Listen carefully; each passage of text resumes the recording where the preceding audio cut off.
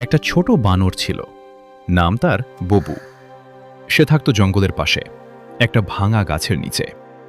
কাপড় ছিল ঢিলা আর ছেঁড়া, মাথায় জড়ানো ছিল পুরনো একটা কাপড়।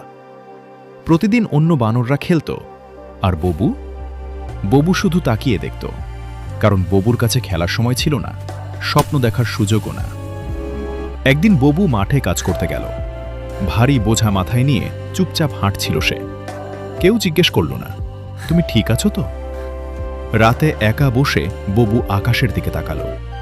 চোখ ভরা ছিল পানি, কিন্তু ভেতরে ছিল একটা আশা। সে মনে মনে বলল, আমি একদিন পারব, আমি হার মানব না। দিন গেল, ববু পরিশ্রম করতে থাকল। হাত ব্যথা করত, মন ভেঙে যেত, তবুও সে থামেনি।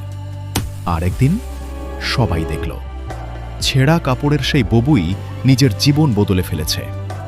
ববু শিখিয়ে দিল, পরিশ্রম আর ধৈর্য থাকলে সবচেয়ে গরিব স্বপ্ন একদিন সফল হয়।